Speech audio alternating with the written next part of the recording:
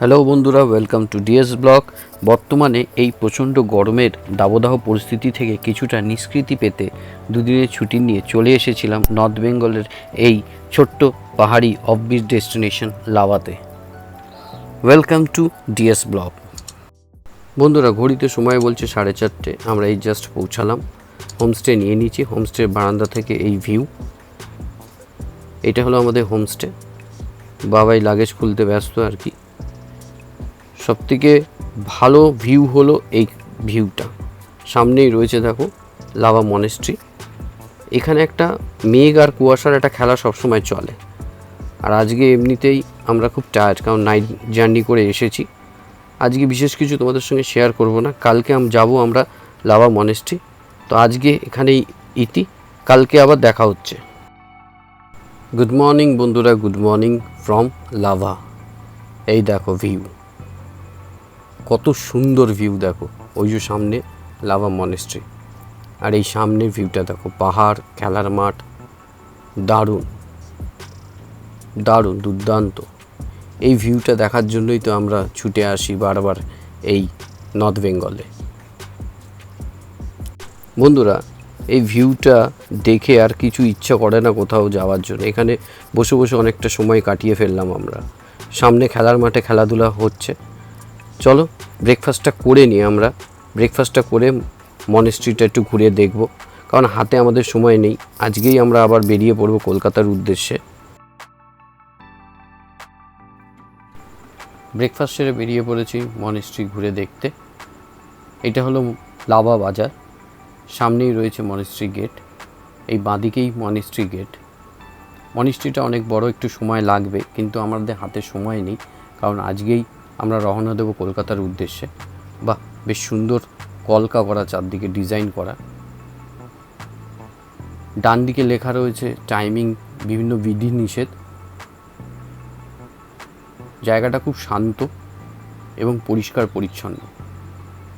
চারিদিকে পাইনের বন, রাস্তা একদম পরিষ্কার।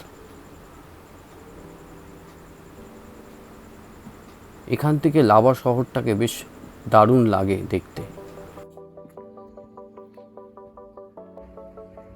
তো স্পটটা খুব সুন্দর। আর ঠিক ওই সাইডটাই রয়েছে নাথুলা।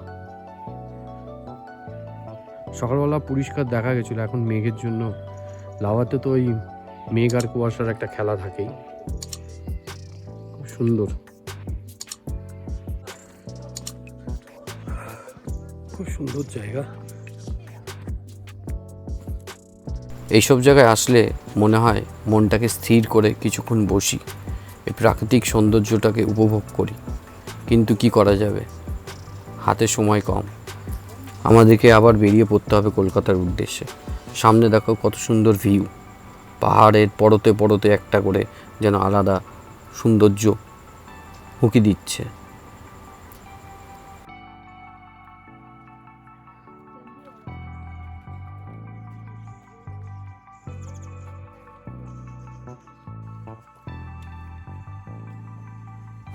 এই সামনেই হলো মনেস্ট্রি। এত সুন্দর রাস্তাটা, এত সুন্দর মেনটেন করেছে, অপূর্ব অপূর্ব। পুরো শান্ত পরিবেশ। সত্যি এখানে এসে চুপচাপ বসে মনটাকে শান্তি করার একদম মোক্ষম জায়গা। আর দেখো এত সুন্দর করে সাজিয়ে গুছিয়ে রেখেছে, ডিজাইনগুলো বা কলকাগুলো এত সুন্দর করে করা, দারুণ, দুর্দান্ত। চলো এগাতে থাকি।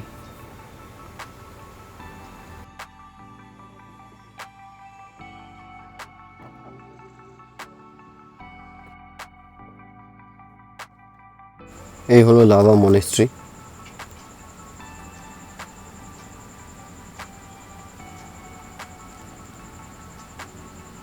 চারিদিকের দৃশ্যটা এতটাই সুন্দর, মনোরম, যেখানে আসলে কোনো কথা বলতে ইচ্ছে করে না, যেন জাস্ট চুপচাপ দেখি।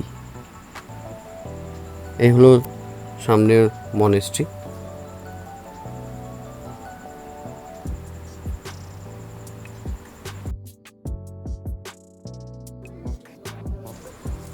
ভিতরটা আরও সুন্দর, নিস্তব্ধ, শান্ত পরিবেশ।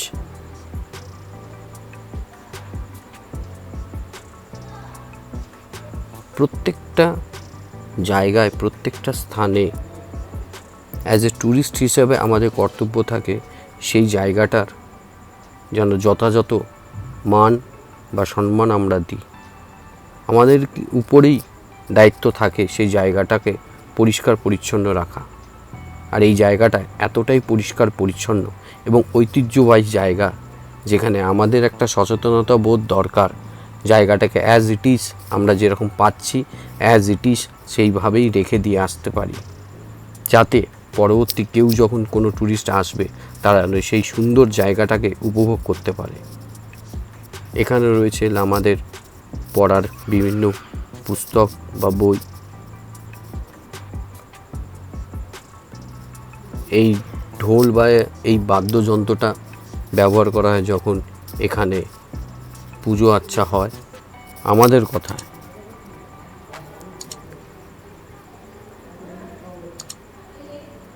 খুব সুন্দর জায়গা, কিছু বিধিনিষেধ এখানে রইল।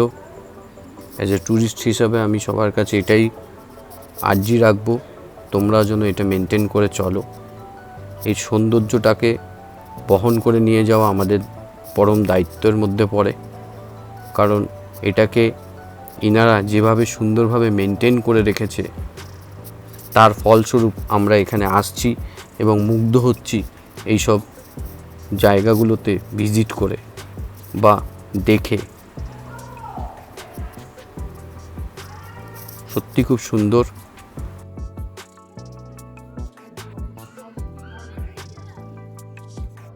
তোমাদের একটা ভিউ দেখাতে নিয়ে আসলাম। দেখো কি সুন্দর ভিউ, দূরে পাইনের বন, দারুণ। আর এই বিল্ডিংটা হলো এখানে লামাদের থাকার জায়গা।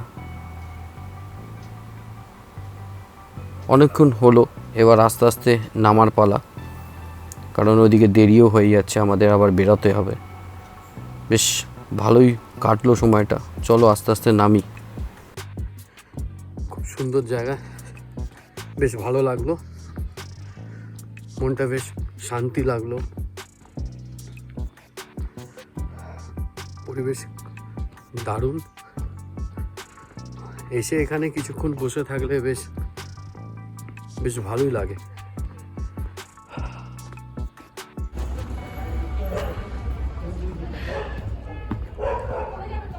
এই একটা রাস্তা যেখানে মনেস্ট্রির ঠিক পাশেই যে বিল্ডিংটা রয়েছে সেখানে যাওয়া যায়। এটাও একটা মনেস্ট্রিরই অংশ। তো এই জায়গাটার গেলাম না, না চলো একটু এগিয়ে দেখি। লেট হয়েছে একটু, চলো সামনাসামনি এসেছি, রিটার্ন চলে যাবো। এটা ঠিক ঢুকেই ডান দিকে আর কি।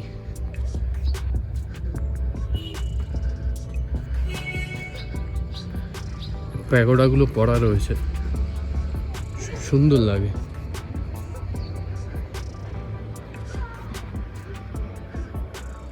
আমি ওইখানে গেছিলাম, ওখান থেকে রাস্তা আছে আর এই পাশ দিয়েও আসা যায়।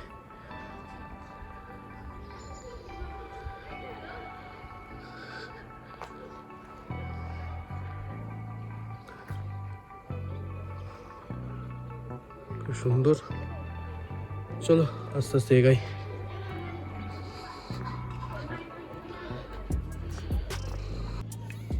হোমস্টেতে চলে এসেছি,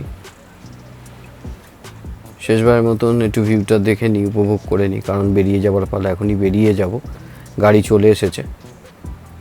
দুদিনের ছুটি এখানেই শেষ,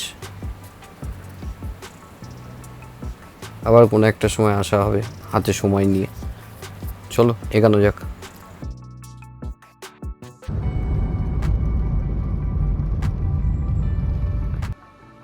আমরা এখন যেখানে এসেছি এখানে আমরা লাঞ্চ করব, লাঞ্চ করে আবার আমাদের গন্তব্যর দিকে এগিয়ে যাব। গন্তব্য হলো কলকাতা, ফিরে যাচ্ছি। এই জায়গাটাকে বেশ সুন্দর আর কি, আর এই স্পটটার নাম হলো চেল রিভার ভিউ পয়েন্ট, বা এর একটা আলাদা নামও রয়েছে, পাফের কাঠি পিকনিক স্পট। এই সামনেই বোর্ড দেওয়া রয়েছে, জানি না তোমরা দেখতে পাচ্ছ কি না, এই যে এখানেই রয়েছে বোর্ডটা, পাফের কাঠি পিকনিক স্পট। এখানে একটা বাবার মন্দিরও রয়েছে। আর এই ঠিক এই ডান দিক দিয়ে নিচে নেমে যেতে হবে চেল রিভারে আর কি কাছাকাছি। খুব খরস্রোতা নদী। আজকে সময় নেই, নাহলে নিচে নেমে একটু দেখতাম। আমাদের লাঞ্চ কমপ্লিট হয়ে গেছে। বেশ এখানে ভালো অনেক কিছুই খাবার দাবার পাওয়া যায়। তা আমরা খেলাম মিক্স চাউ। নিচে বয়ে চলছে চেল রিভার, চেল নদী। চলো আস্তে আস্তে এগানো যাক।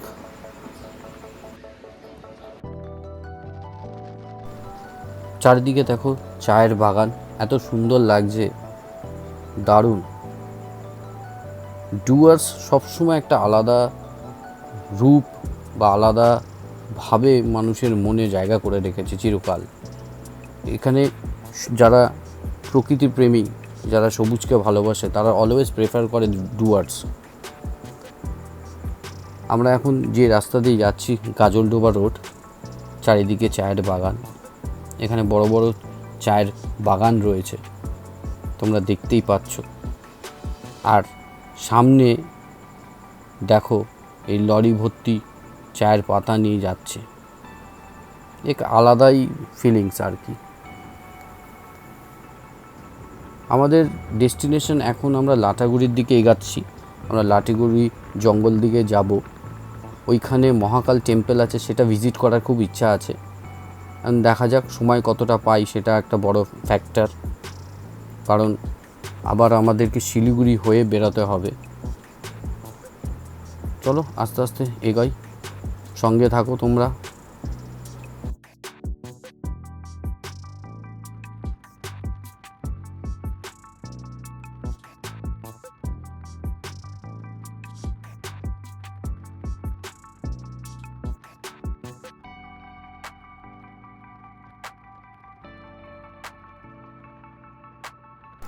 আমরা মোটামুটি ফরেস্ট জোনে চলে এসেছি। চারিপাশে পুরো ফরেস্ট, লাটাগুড়ি ফরেস্ট। আর রাস্তা খুবই সুন্দর, দারুণ রাস্তা। উপভোগ করতে করতে যাচ্ছি চারিপাশের দৃশ্যটা। আর কিছুটা গেলেই, আর কিছুক্ষণ গেলেই আমরা পেয়ে যাব মহাকাল টেম্পল। সেখানে খুব ইচ্ছা আছে যাওয়ার। তো চলো এগাতে থাকি, দেখি।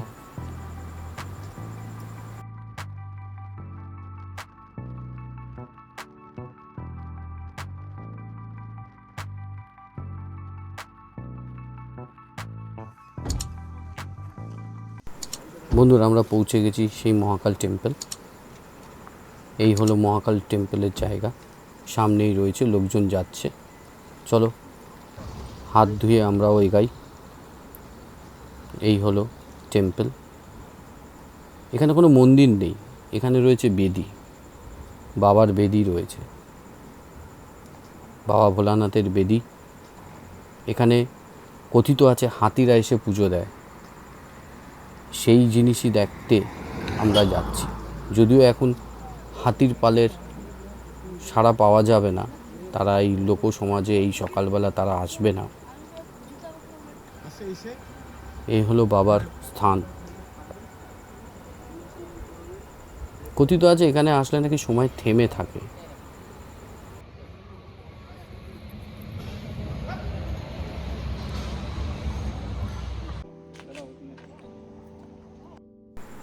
বাবা মহাকালের আশীর্বাদ নিয়ে বাসে চেপে এবার চললাম শিলিগুড়ির উদ্দেশ্যে। আমরা শিলিগুড়িতে পৌঁছে গেছি। এখানে পেট পুজো করে নিয়েছি। এবার বাস স্ট্যান্ডের দিকে যাওয়া, কারণ বাস স্ট্যান্ডে গিয়ে বাস ধরে কলকাতা।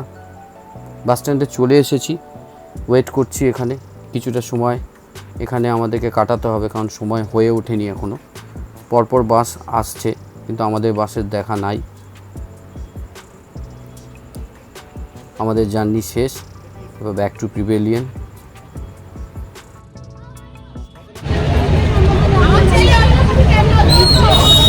আমার আমাদের একদিনের ট্রিপ কমপ্লিট হয়ে গেছে, শেষ। আমাদের একদিনের ট্রিপ শেষ। আর আমাদের একটু সাওয়ারি চলে এসেছে, এবার রিটার্ন টু হোম।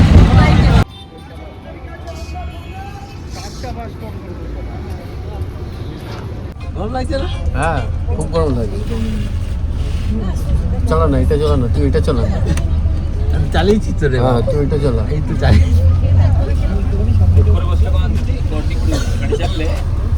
মোটামুটি রাকেশ বেশ ভালোই ঘুরলো। ঠিক আছে, খুব ভালো।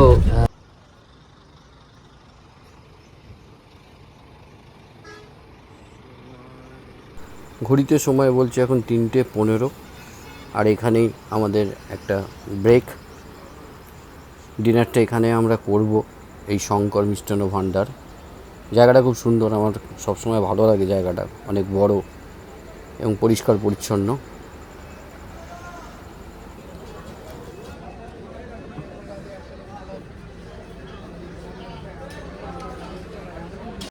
A few hours later.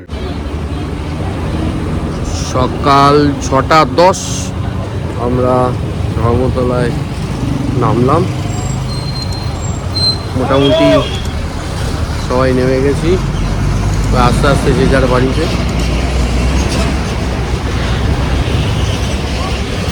এখানেই ভিডিওটা এন্ড করব।